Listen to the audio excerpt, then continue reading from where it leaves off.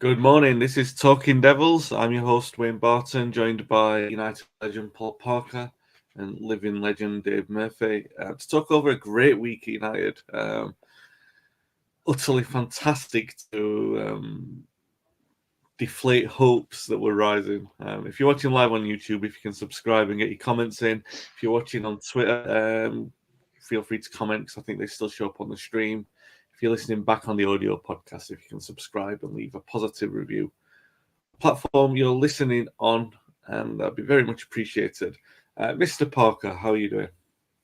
I'm fine, thank you very much, Mr. Barton. Good. And David, how are we today? I'm all right, Barton. I don't get a mister, you don't get a Wayne. So, yeah.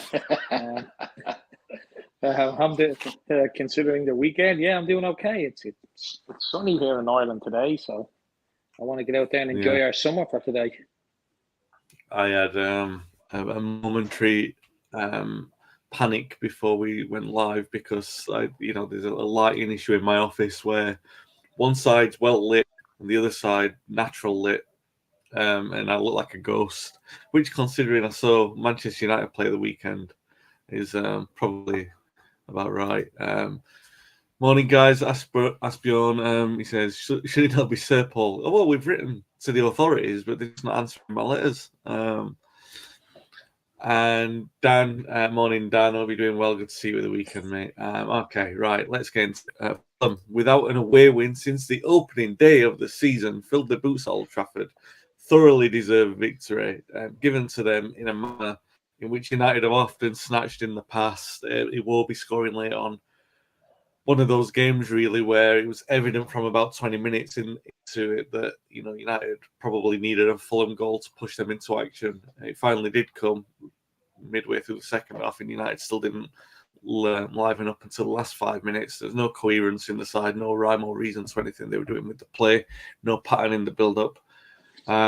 They get the goal from the roll of the dice with Maguire acting as predator on the goal line, basically. And United do this thing where you suddenly dream for the next, so the referee blows 9 minutes stoppage, injury time, which I think was about right for the amount of wastage that was going on with Fulham in the second half. And no bookings. And I sat through a lot of games earlier this season where Onana was getting bookings for time wasting.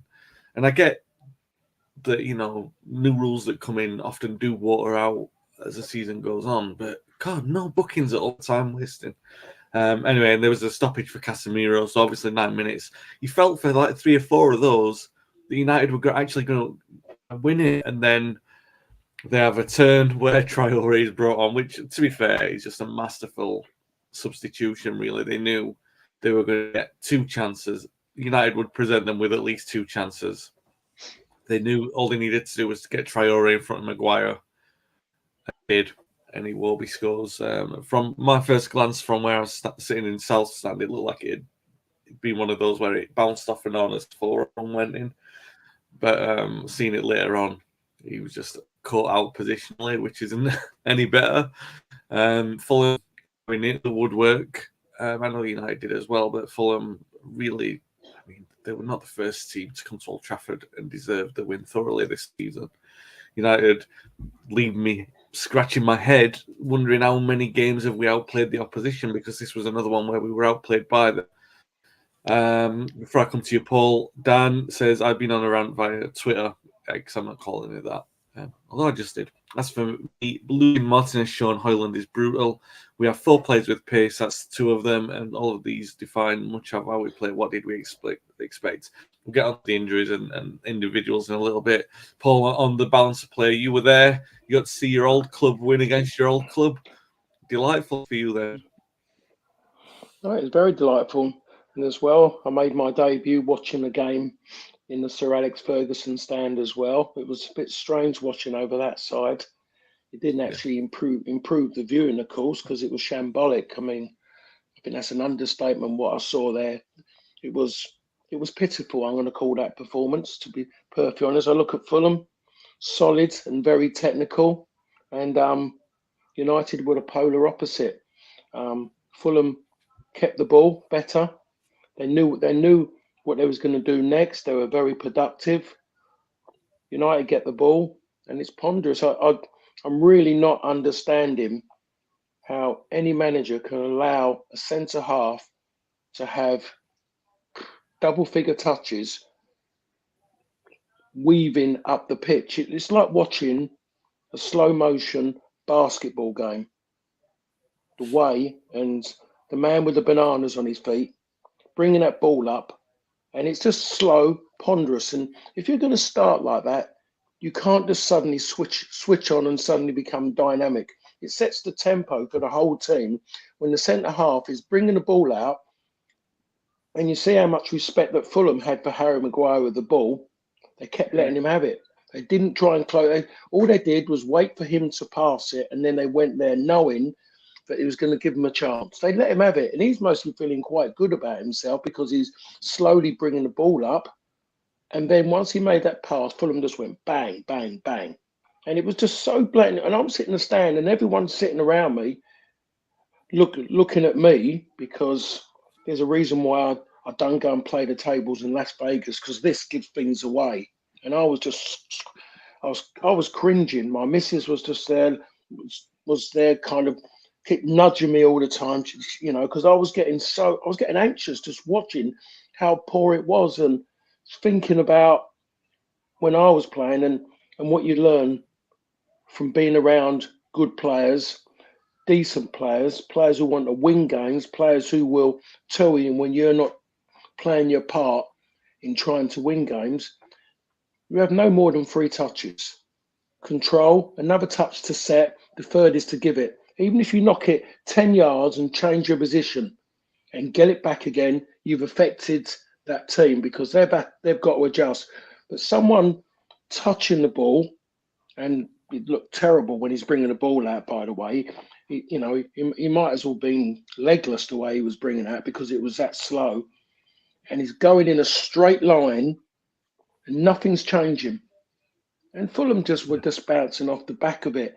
And I'm not sure in that part was what Ten Hag is thinking when he's allowing him to do that. I remember De Ligt at Ajax, watching him with the ball, it was just boom, bang, back, and it was next thing, just to change it. And everything is so predictable, and it's gone back to the way it was before. And people around, and one bloke just turned around and said, we couldn't have, United, with everything's going, we thought this for last season up until the League Cup final. But yet, all of a sudden, we've got Manchester United still with Lindelof, Maguire, and McTominay on the pitch. Yeah. And that's where things are. Yeah. I mean, Dave, we're not going to complain Fulham deserving the win. And I think Paul's made, a good point about, where we are with the players on the pitch. We're talking like a year ago today, we won the League Cup. I have to watch that lot win yesterday, which is another thing in itself, in that, all right, the league title the position is kind of safe at the moment. I say safe.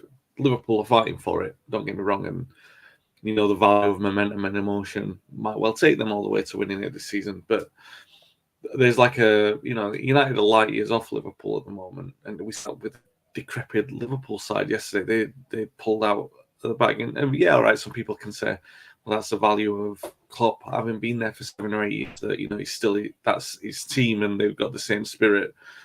And yet, and you see the disparity with what you saw in United on Saturday. I do get that.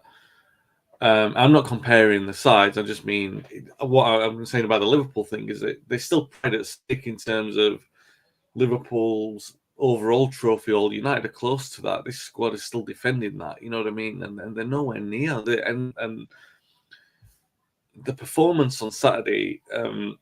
I think I said it to you after the game, particularly at points in second half. And don't get me wrong, the weather was terrible. You got into Old Trafford. I presume all of us got into Old Trafford just about avoiding rain, which was good. Then it started lashing, and it was absolutely pouring down for like the first hour of that game. It was terrible. So don't get me wrong, players come out for the second half. The rain is pouring down, and they're trying to lift themselves to like go again and go again and the momentum going on like a bad pitch to get any momentum going.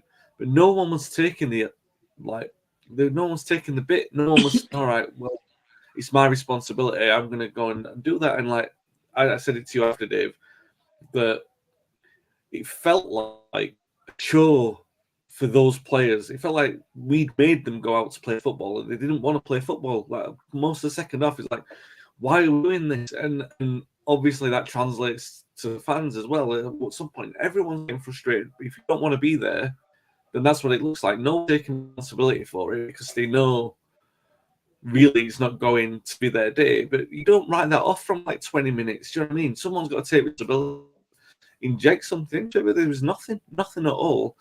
And we are going to talk about the individuals in a bit, but yeah, I can't complain that Fulham deserved the win, but you expect more from a United team, right? All we had was like 3 or 4 minutes, and what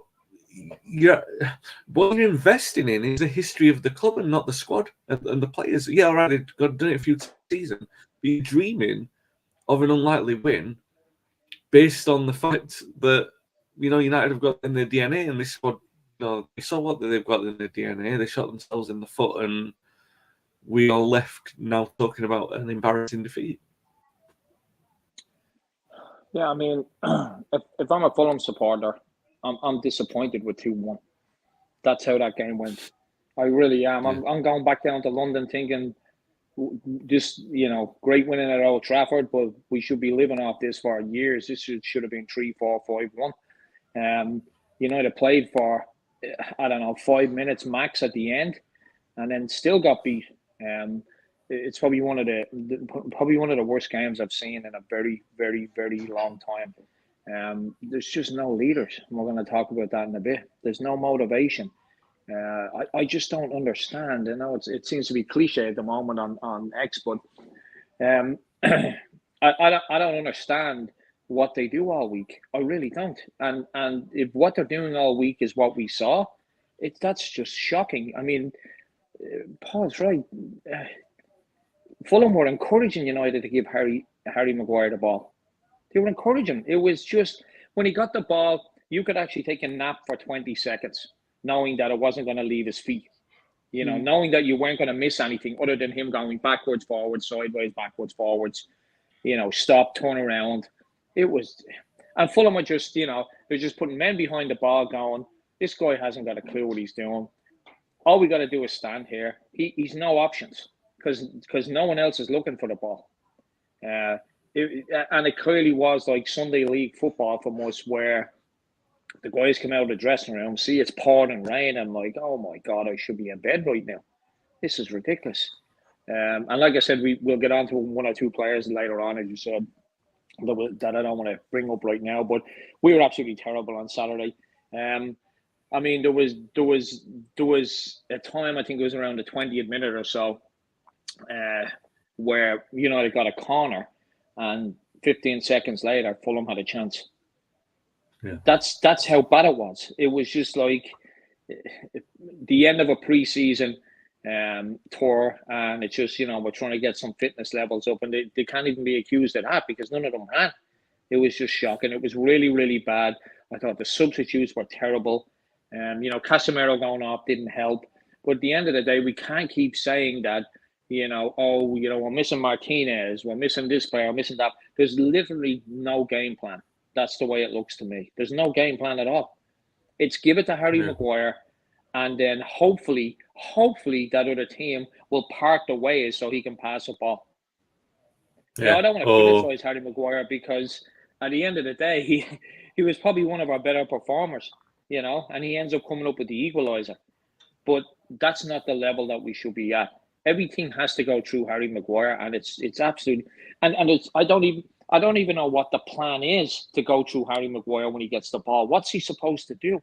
Teams just sit back and just go, what are you going to do next? And we have no idea what we are doing next. I watched a good bit of football over the weekend. I didn't watch another match of the day, to be honest. But every other team seems to have a bit of urgency in it. Every other team that I watched the weekend, there's urgency in the team to get forward. With us, it's we get the ball, We give it to that statue that plays in goal, and then all he does is gives it to Maguire, who knocks it across the box, and then panic ensues. I'm like, this is going on a year and a half. It's not working. We don't have the players for that. How can a professional manager not see that this is not working? And it doesn't work. And I'm not buying into the whole, well, we're missing Martinez. Well, then find a game, find plan B then, because he's been out for months. Well, let me jump into that because, I mean, there's a few comments in here, and Dan, as he earlier said about the missing players, Aprioni about the squad being unintelligent. Patrick there, good morning. He says, so, surely none of us can be too surprised about the recent performance. We just about got over the lines in the recent games. We are who we are, sadly. And Dan, again, says, there is a game plan, but we don't have the players to play with. Lose a few, of course, the manager needs to show pragmatism, and that's the failure. Not only that, obviously the balance is a big issue. I don't think, like, we've had this conversation about Luke Shaw in recent weeks about how well he was or wasn't playing when he was back. But the point is that he had balance, and Lindelof over there, there's nothing on the left-hand side. So at the weekend, he started with the young lad Forson, but he puts him on the right because he can't put him on the left. He can't put him on the left because Lindelof's there.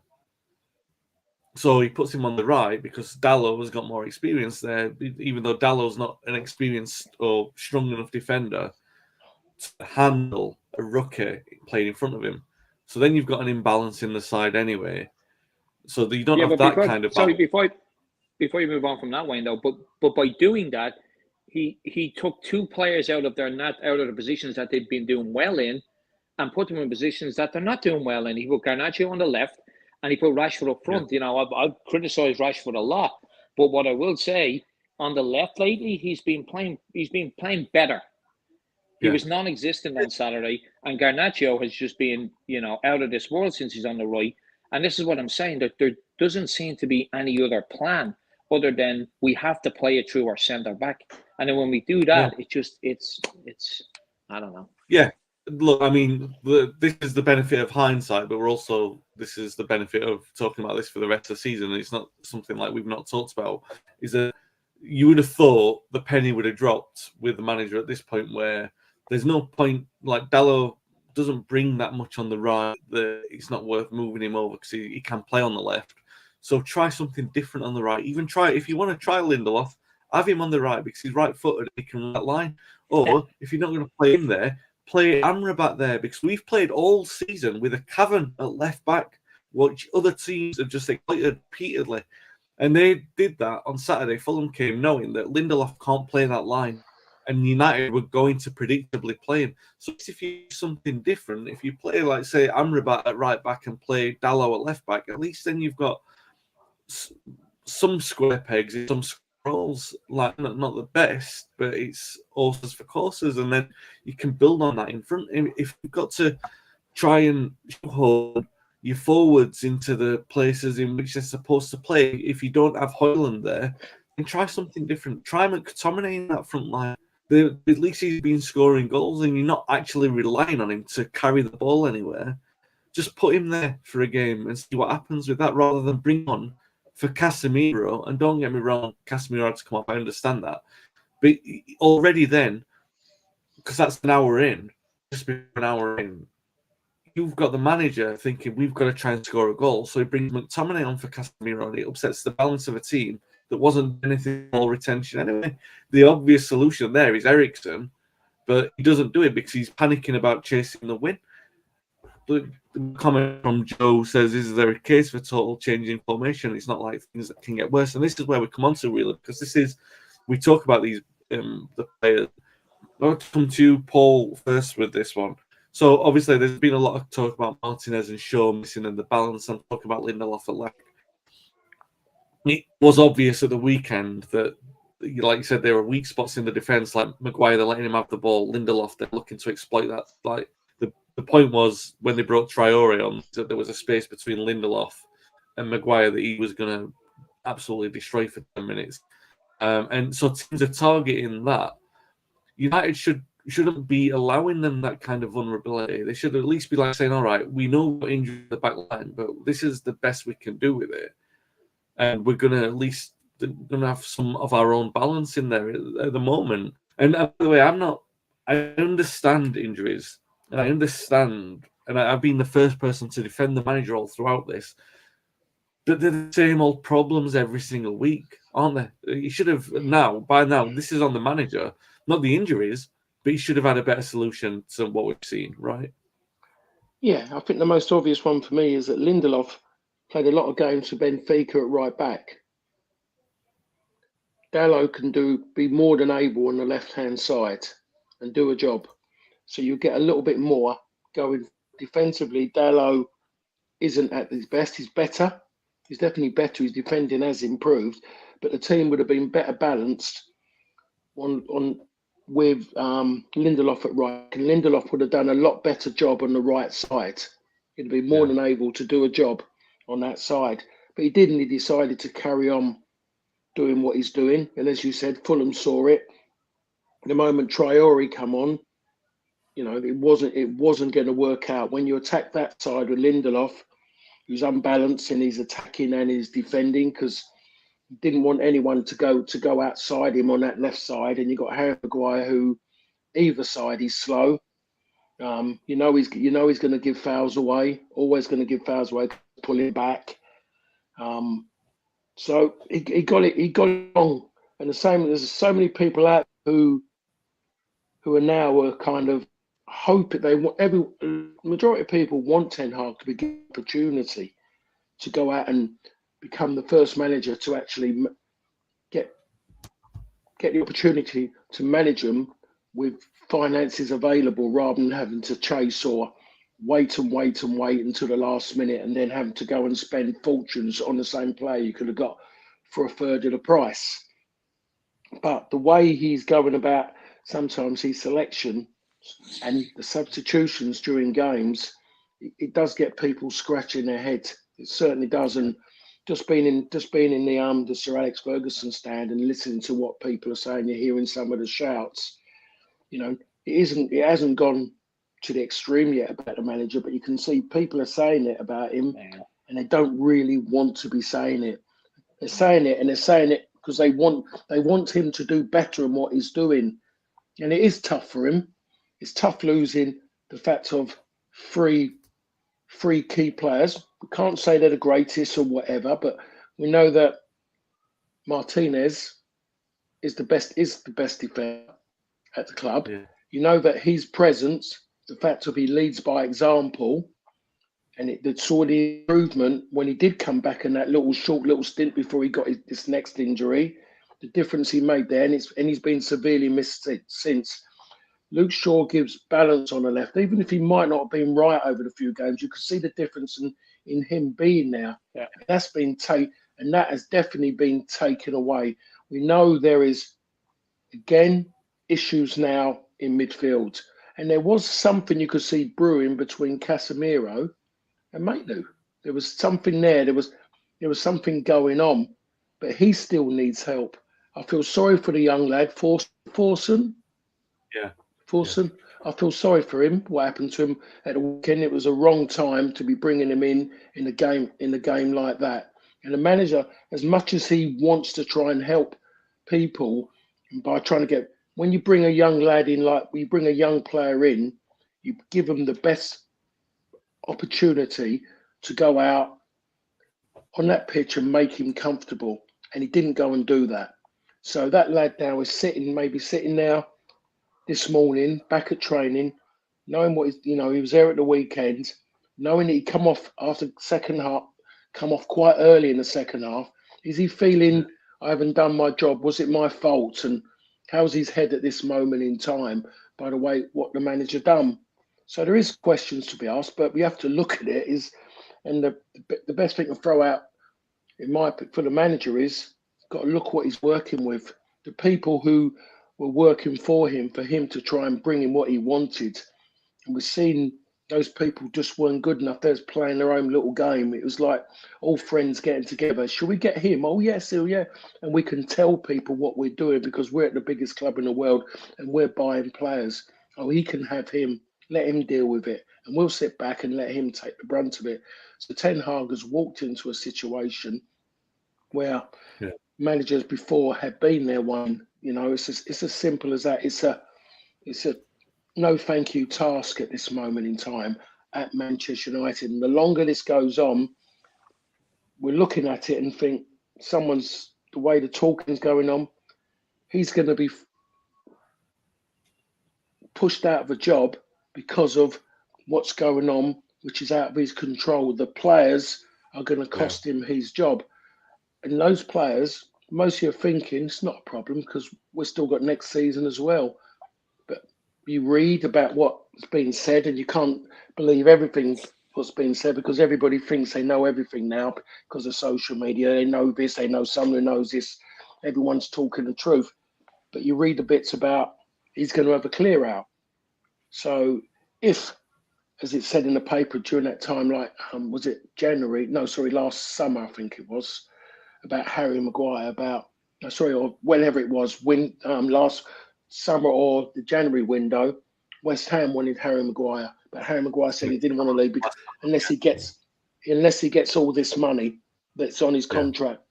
I would turn around and Manchester United should put themselves in that position of going for the long term. The longer game is go. I'll tell you what, rather than us having to suffer you in this club to get that money at the end of that, have it now, enjoy yourself. Then go out there and you find exactly what it's like to be foreseen as a poor player in a poor Manchester United team. And you come here, you've got to win the fans over.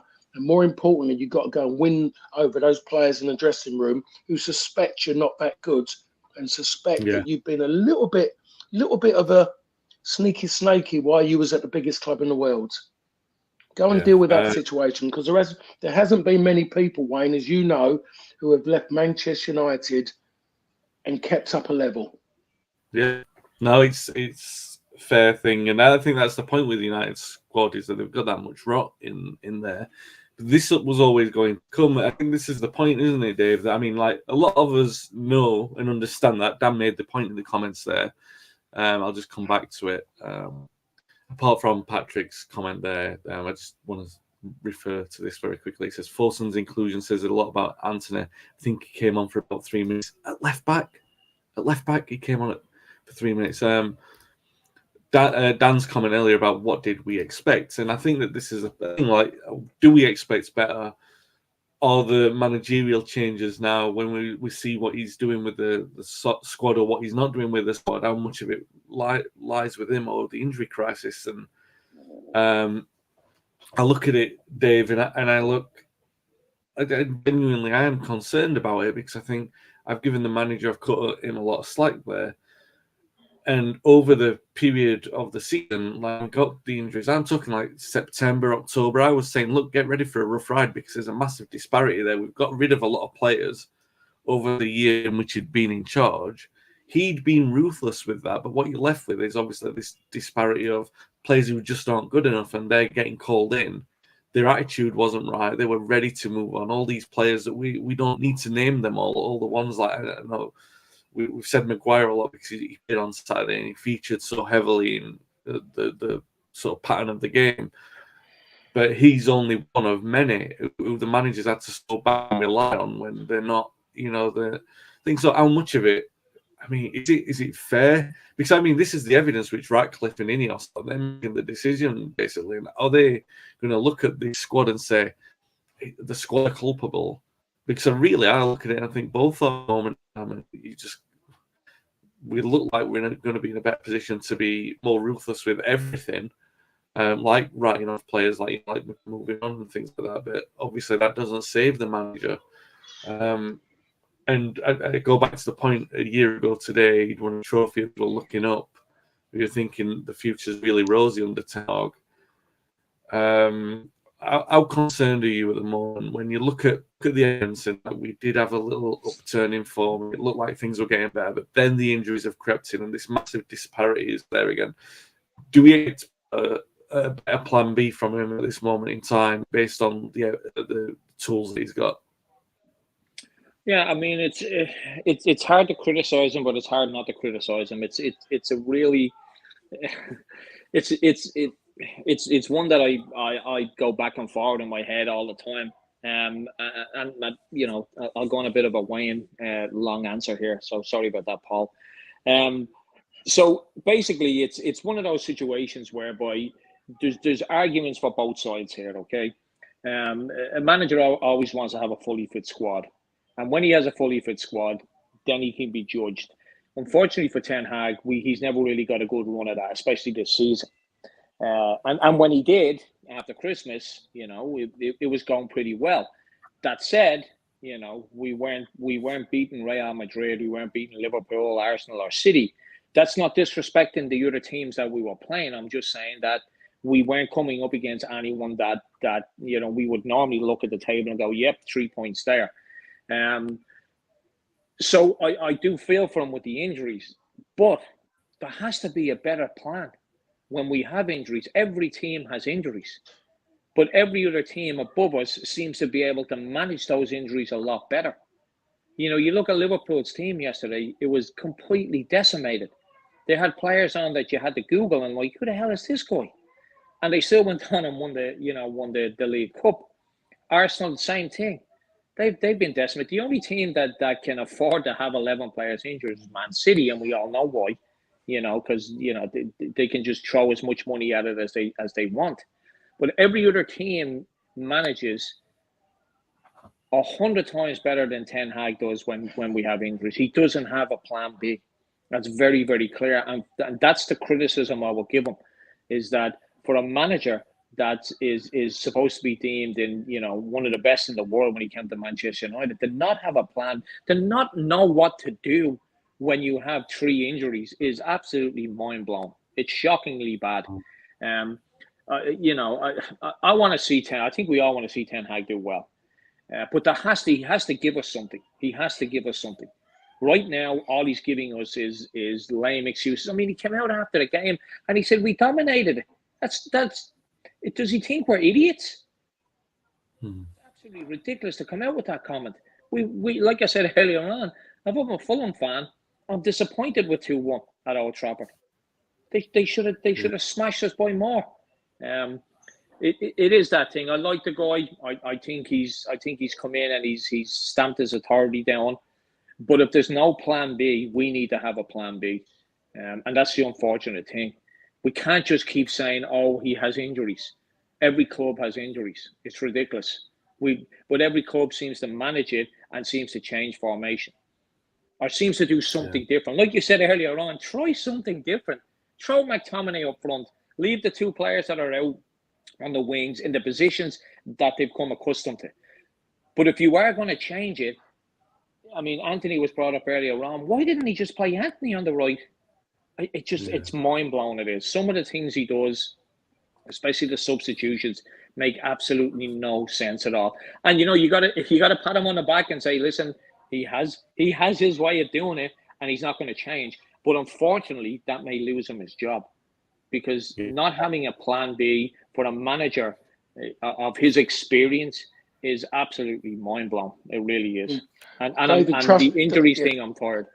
Yeah, David, trust me, there is someone in the ear of Sir Radcliffe, or in the ear of one of his good mates who knows an agent, and they're throwing names at him. They're doing that.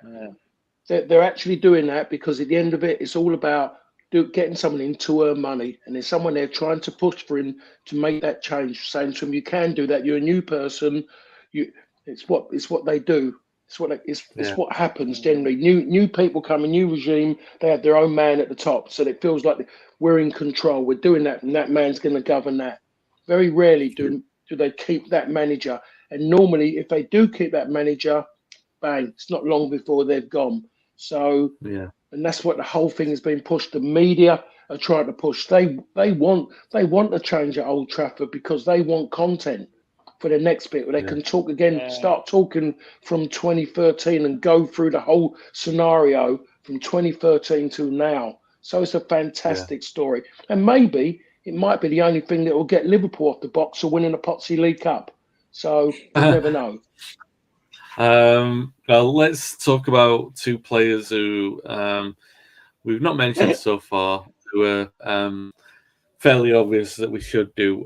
So Rashford and Bruno came in for a lot of criticism for their performances of the weekend, as they've done in recent weeks for the general performance. Bruno has really been out of form, out of sorts. He's had a couple of good flashpoints, but generally very poor. And Rashford, we all know that he's been a little bit better on the left, but generally it's been a very disappointing season for him. Two players really who you don't look at as at their best, really. At their best, you don't look at them as players and you say, well, they've left their imprint all over that game, that they've dominated, they've run that game of football. They might influence the result of the game, they might determine the result. You might say that they've had a massive say on it in that part, but you don't say that that player was all over that game. You know, like you can say now, Manu was all over a game of football. You can see that with games of football, how much they dominate. Casemiro sometimes has done that as well. But you don't see that with Rashford or Bruno. What you did see last season with Rashford was a lot of goals to compensate for that. What you do see with Bruno is the numbers, generally speaking, because the stats seem to back up his influence, but they only back up his influence in comparison with the fact that United are relatively poor. So, the top assister in the side, that he creates more chances than most players in the league is kind of relative to the situation and the teams that United are playing against, and the fact that there's so much reliance on him, all those kind of things. It doesn't speak volumes for how impressive he is in performance.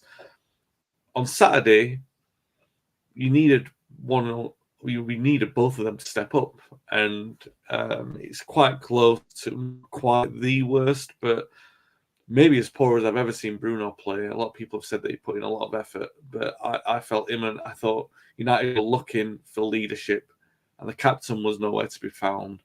They were looking for leadership, and one of the senior players, the most high-profile, was nowhere to be found. And the question mark that we've had over these in the past, we've always given the benefit of the doubt because they've been the better players in a poor United side. So you don't start with those; you start with the weaker points.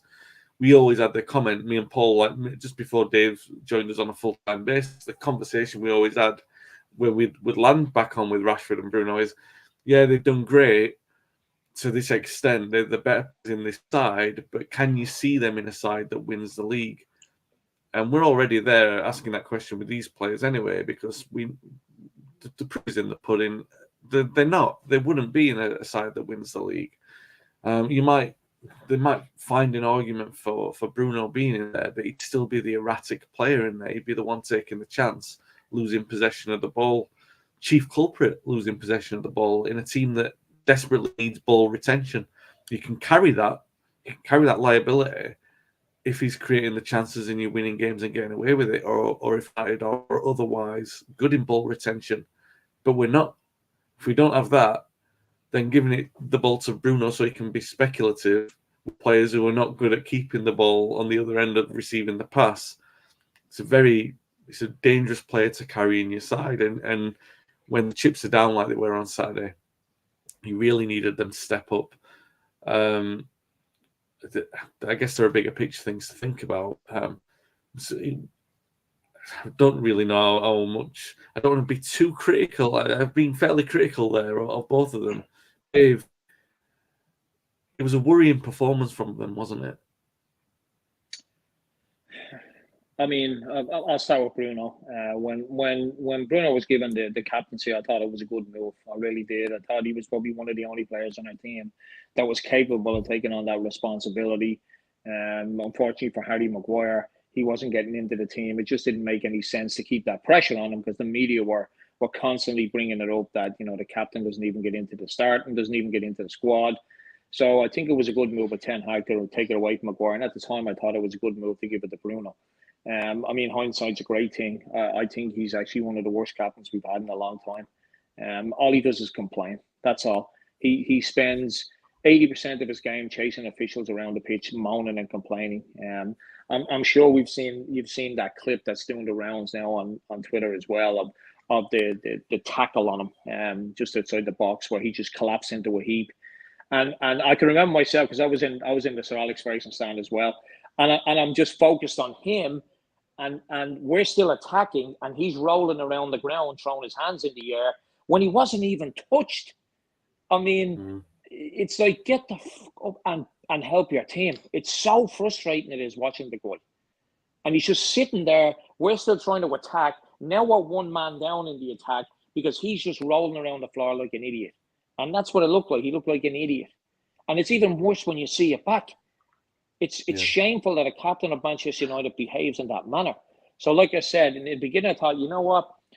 He was probably the best one at that moment to give the captaincy to, but he's been by far one of the worst captains I've ever seen. He's terrible.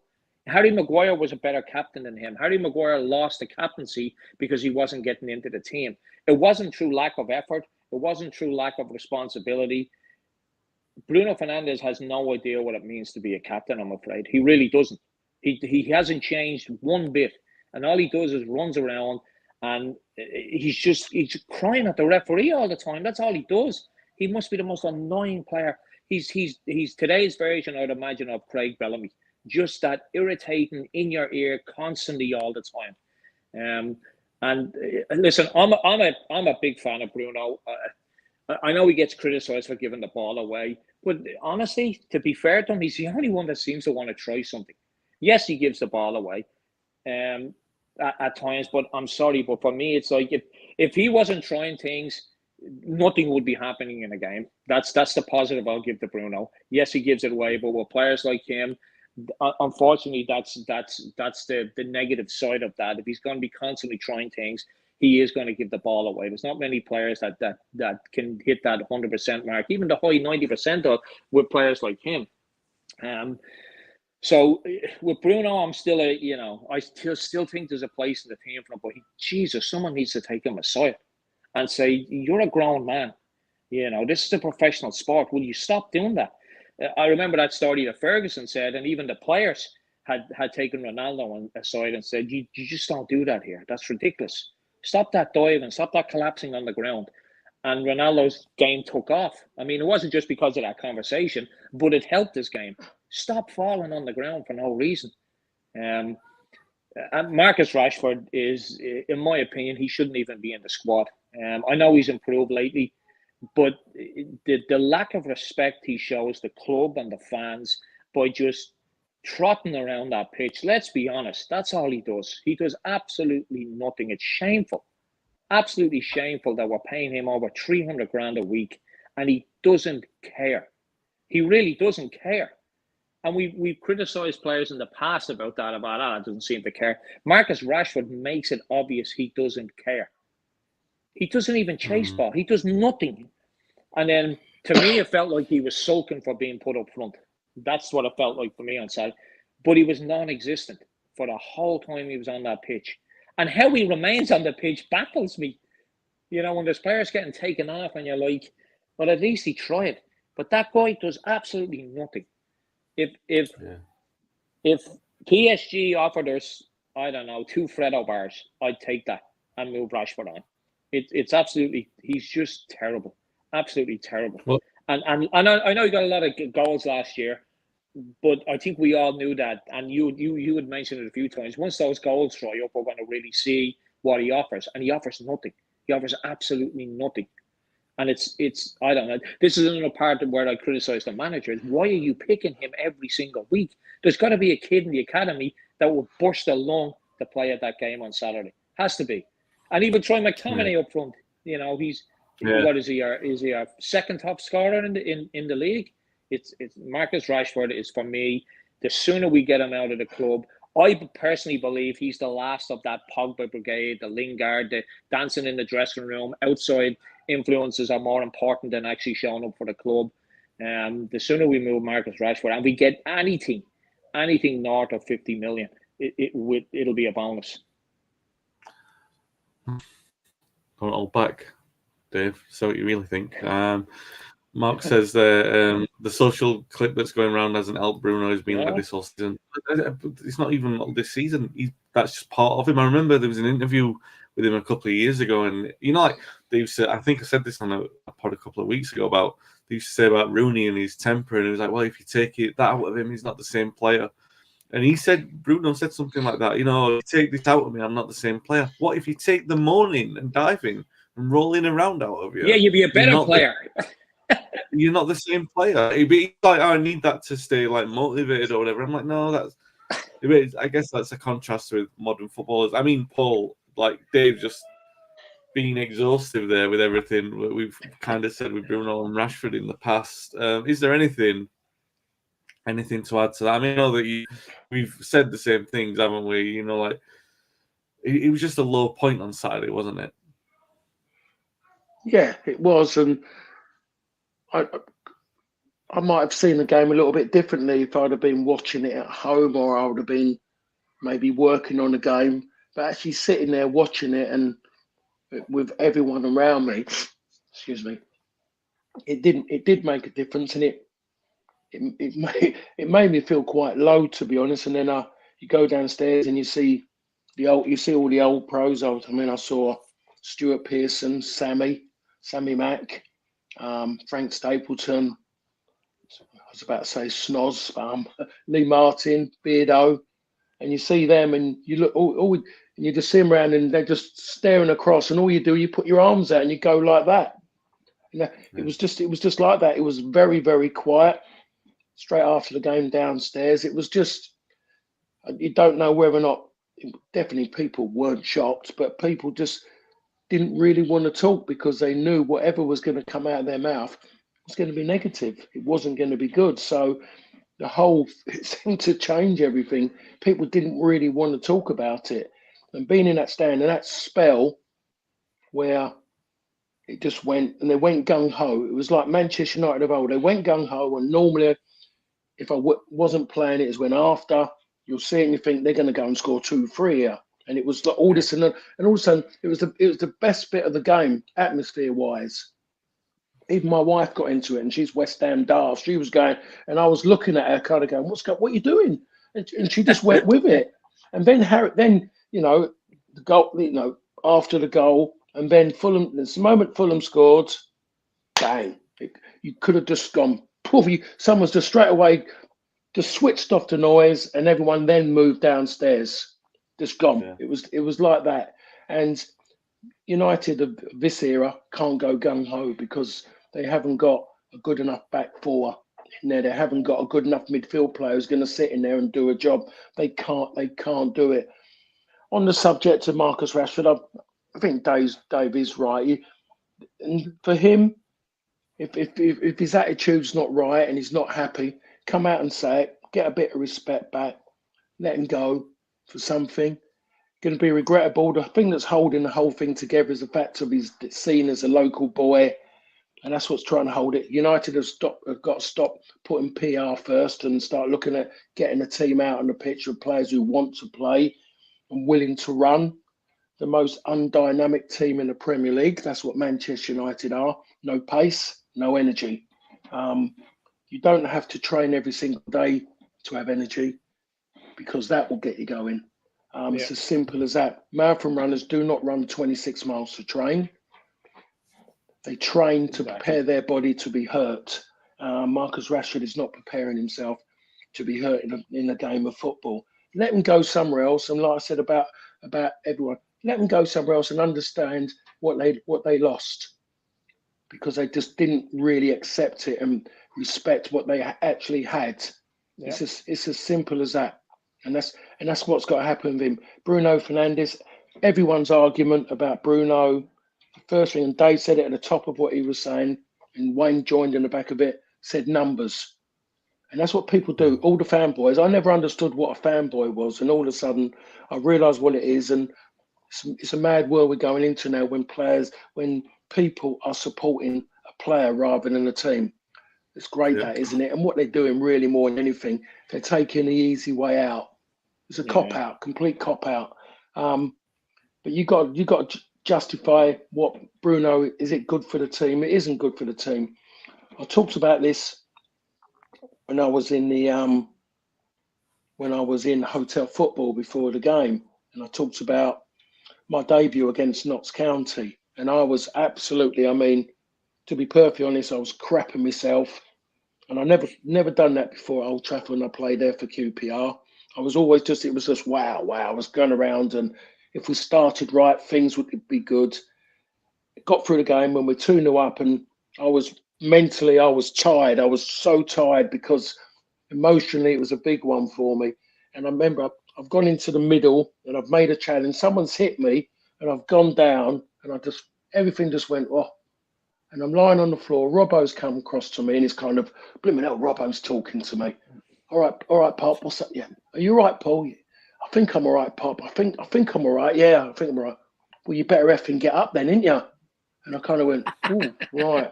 Yeah. And I got, yeah. And I got up, and I want to say I'm fit. I'm still ready to go. And it was, it's at the back end of the game. The game was won. But and that's one of the things.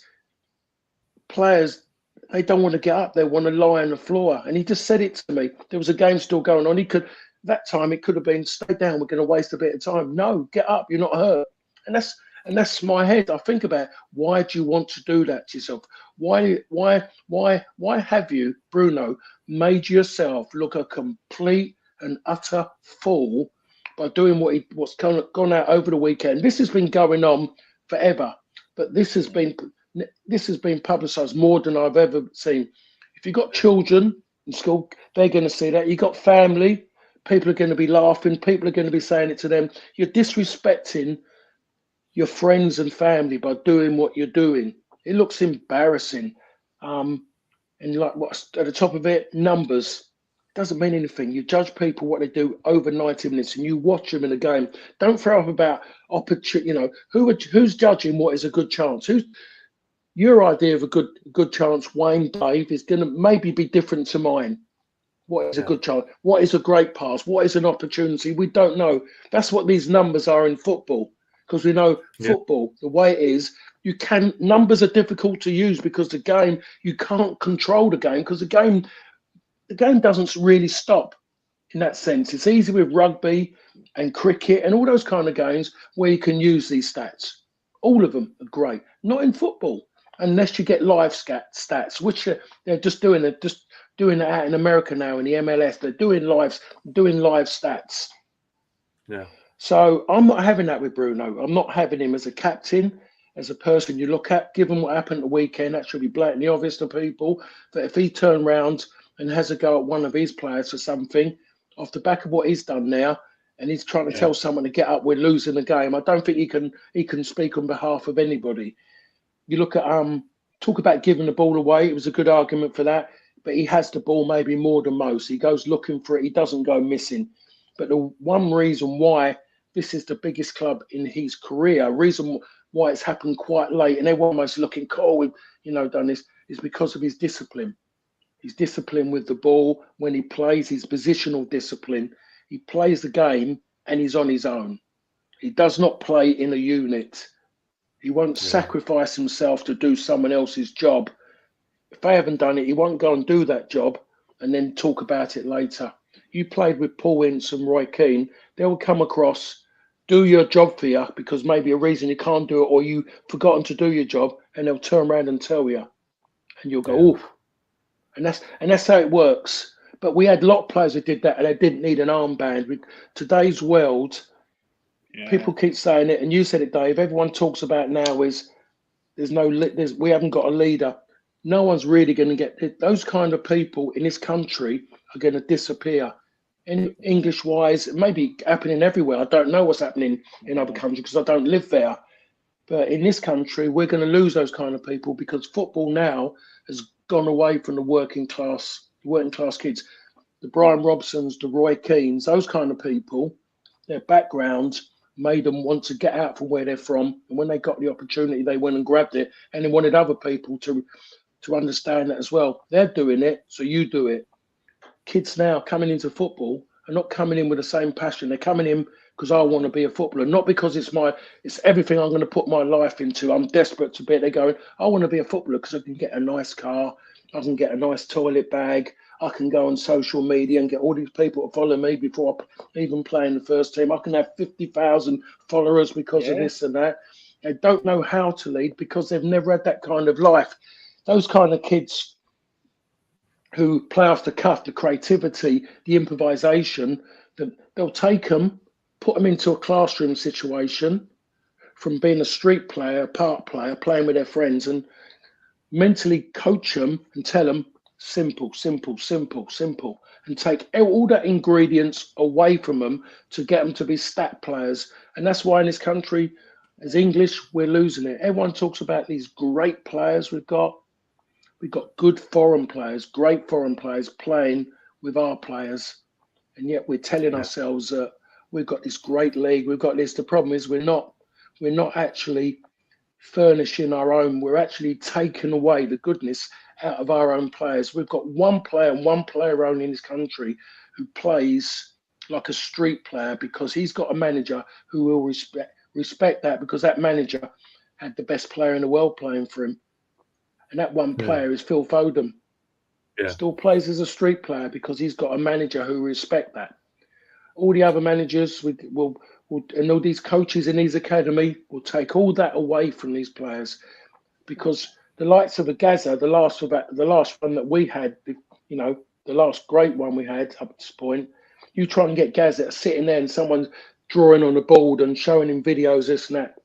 Give me the ball and I'll go and do this, and you'll bounce off of me, because the next time around you've got an idea that I'm going to do the unexpected. So people would make, it's a bit like Eric's ball. I'm always going to remember this one because it was when I scored my only Premier League goal for Manchester United. It was the Tottenham game. Eric's pass to Dennis Irwin.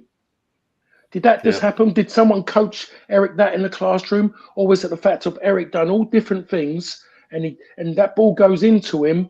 Dennis Irwin makes that run because there might be a chance that Eric, the way his body was shaped, and only Eric could actually get it to him like that in that kind of ball.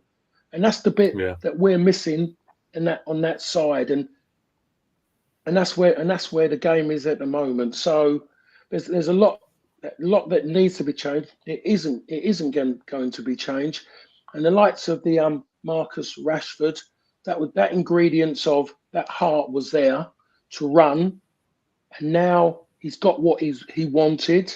I still look at it, and this. I think the bit off the field completely took him in the wrong direction. If the Sir Alex Ferguson had been manager, Marcus Rashford would not have had that involvement. Any involvement was going to be done when the boss said it was going to be done. He would be telling him when he could maybe do something and what he can do. So that bit there, what he got involved in when we was all cooped up and the press went mad on it, affected him. And he suddenly forgot one thing about it, that football is about a team, not about an individual who's picking up all these honorary things, which someone gives me an honorary degree. I turn around and say, what was that for? Eating a lot of McDonald's when I was younger.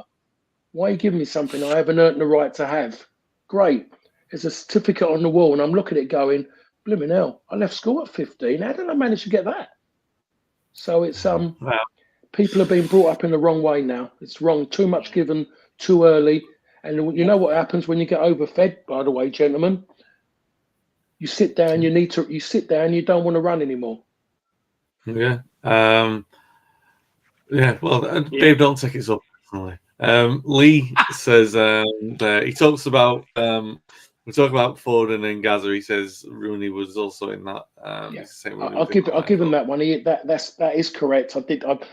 I'm maybe thinking about my era, but yeah, Wayne Rooney. Yeah, it was a proper street kid, but he is like in that sense, because all the other kids now, they're mostly looking looking at them and going, how many A levels and whatever they call them have you got before we allow you to come into our academy? It's as simple as that. Oh, he's too fidgety in the classroom. He's throwing. Oh, a minute. He's throwing chalk at the teacher. I don't know. Paul's talking. Maybe Paul's talking about Dave again, because I never did anything as unruly as that. It wasn't chalk. I don't even want to ask. I don't want to ask. We normally would close with a preview, but Dave and Paul just went on the of all rants there. So I think we'll close the pod with that. Don't really know. But before we go, can I ask Paul a question which didn't come up, and I wanted to bring it up all the way through it. Fulham's winning goal.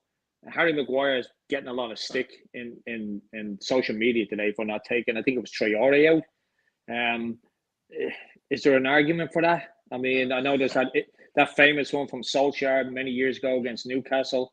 Maguire takes one for the team. Me personally, I didn't understand why he didn't clip him. You know, I think in one game suspension he missed Forest midweek. I think there was a moment when he was, and I thought he should have just taken him out. He should have just taken him out. Because it got to a point where it looked silly when he was running after him, and I thought to myself, "Stop running, mate! You look like an idiot. You're never going to catch him." But there was a moment, I think, when he could have hit him.